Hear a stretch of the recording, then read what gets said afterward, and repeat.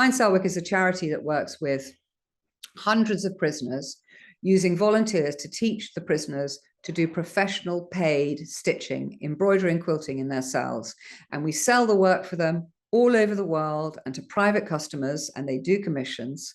And we teach these prisoners to sew from scratch. Most of them have never picked up a needle before in their lives. So the process is that trained volunteers who are trained and supported by Find Cell Work, who are skilled needlewomen, go into prison in small groups. So there might be 3 volunteers, and they go in and they will teach a group of about 15 prisoners. And in a group, there will be prisoners at all different levels, some who are just learning and some who have already learned different levels of skill. But it starts small with something. They start with, say, a pincushion or a sampler, something they can send to their family. And it's a manageable process, and gradually they accumulate more skill and they do more challenging pieces of work, and they learn a wider and wider range of stitches. And the structure we have in our classes is that the experienced prisoners are encouraged to teach newcomers. So it's this sharing of skills, and it's this caring for other people. It's an each one teach one system. So you then gain added pride and self-worth through being able to communicate to others the skills you have learned. So that also adds to the sense of connection and well-being. So the other aspect of the program is it's very much word of mouth, because it actually, because prisoners can earn money from the work and they can save money and send it to their families or save for release, because they feel better and they have something to do, and it really increases their sense of self-worth and well-being. They chat to each other about it and they get each other on board. So we've had innumerable instances of someone sewing in their cell and then their cellmate starting. So suddenly it's, you know, a cell becomes a little sewing bee. And so with the money, they can use it for their families, they can save, they can use it for themselves. The essence of it is choice, empowerment, and autonomy. And this is money that they've worked very hard for. And the actual creative process involved in working for the money is something that gives them deep self-worth. Every customer that they do a commission for or a piece for is asked to write a thank you letter to the stitcher. So many of them have these huge collections of thank you letters. And a number of prisoners have said to me, this is the first time I've been thanked for anything. So many of them have come from backgrounds where they haven't achieved, they haven't been appreciated, and they think they're worthless. And suddenly they're involved in this process that shows them very clearly their own self-worth. People like their work, they pay good money for it, they thank them for it, and this work is of the highest possible quality and is sold in top shops. And, you know, we've had loads and loads of press coverage about it, which again is fed back to the prisoners. Overall, what Find Cell Work brings to someone in prison is a sense of value, a sense of their own value and pride in the quality of the work that they do. And we have sold work. We've had a quilt exhibited in a major exhibition in the V&A.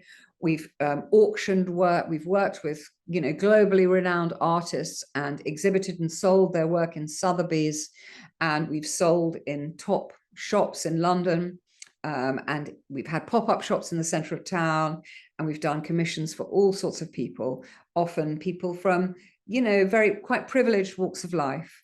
And they pay a good price for this exquisite embroidery work that's done.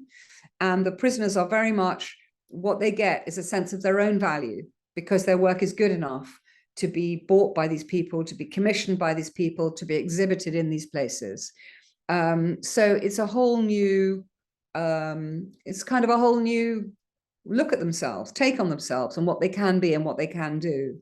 And we're very intent on feeding back to the prisoners the reception of their work. So they know, you know, they get clips of the magazine articles that have been written about Find Cell Work. And we do this wonderful newsletter, which is really a magazine twice a year, which has tons of information in it, both about embroidery and sewing and creative projects. But it also has stories about people getting out of prison and succeeding. It says what's selling well. It has, you know, as well as sewing tips, it has news of what we've sewn and who to and where and events. So again, the whole kind of approach of the newsletter is inclusion. It's that they, through it and through their stitching, they are included back into society. So it gives them hope that they can find a role in society when they get out.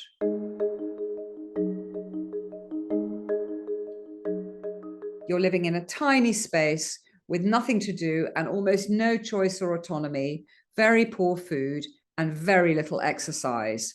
And for many of the prisoners that we work with, you know, the statistics about prisoners in the UK, and they will be similar the world over, shows that people who wind up in prison are people who've had very limited life opportunities.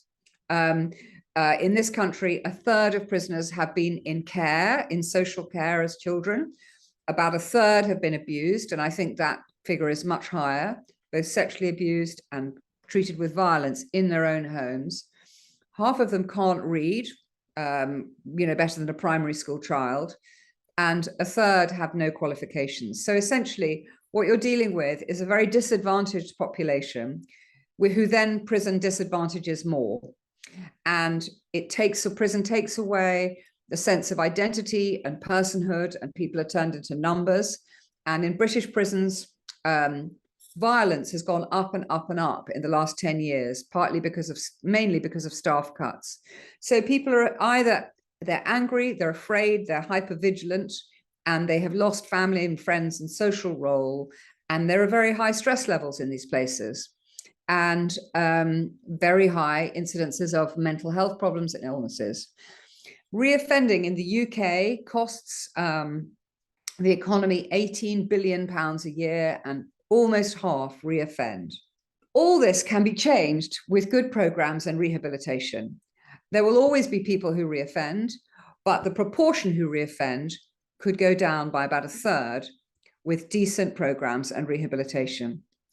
And it's now well understood that the satisfaction of finishing and achieving tasks and acquiring skills, and remember, this is a very de-skilled population in the first place, and the ability to make social and emotional connections are all antidepressants.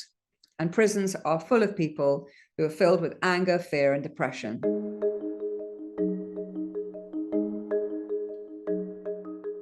So if you turn the thing on its head, prison, paradoxically, could be seen as a kind of opportunity. For people we work with, it's a chance to slow down, stop a lot of the harmful things they were doing, and take stock. And a chance, because you're contained and held still, as it were, to learn something new and possibly to develop skills you never had. So good, you know, programs could be learning to read and doing volunteering and mentoring. And there are a range of new skills that prisoners can and do learn when regimes are up and running. And one of them is learning how to sew.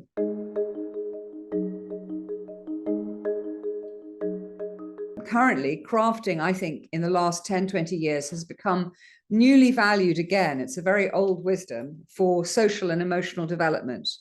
And sewing has been shown to be one of the strongest antidepressants of any crafts. And the reason for that is that it takes such a long time, and it's very focused, and it takes enough but not too much concentration. It's challenging, but it's not impossible. And anyone can learn to do it. You don't have to be an original thinker or an original artist. You might be, but you don't have to be. And so lots of neuroscientists, there's a lot, as we know, of work in recent years on neurodiversity and neuroplasticity. And various people have written about sewing in this context and shown that it reduces cortisol in the body, reduces stress, and promotes mindfulness and calmness and well-being. And if you put this in the context of prison, it could be, in a sense, quite revolutionary, because prison is so depressing and so upsetting, and people are very confined. And sewing can be done in a small space. One prisoner said, if I can learn to sew in a cell, I can do anything. So one of our cushions, one cushion made by a prisoner to be sold by Find Cellwork on their behalves, could take 150 to 300 hours.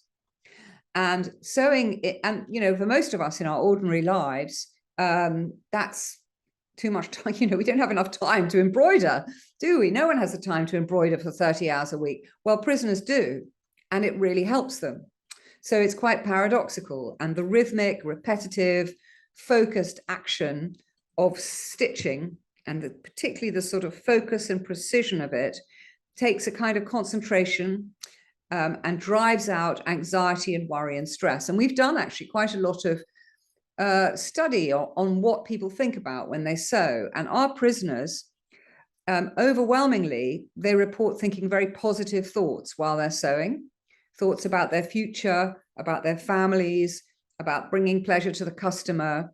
And again, if you put this in the context of the really depressing aspect of prison, depressing and tragic side of what prison is like and how it's working at the moment in particular in this country, which is very, very badly, it's revolutionary. Suddenly well-being, hopefulness, joy, connection to another person.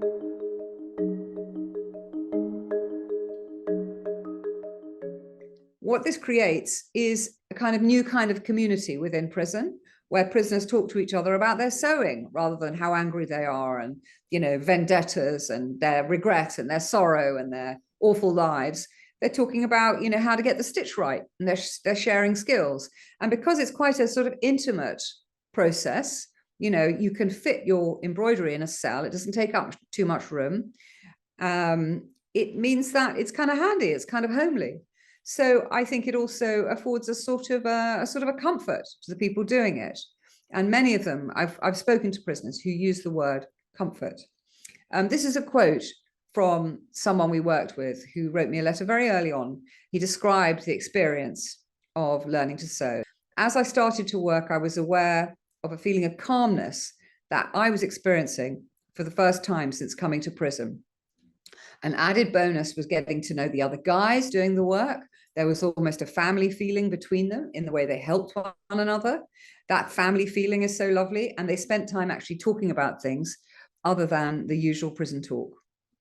So responsibility for others through teaching and sharing, and the sense of community is at the essence of it, sitting in a sewing group, as well as being able to sew in the solitary time in your cell. And the other thing that the prisoners talk about a lot is having something to share and something to give, and making a contribution back into society through their work.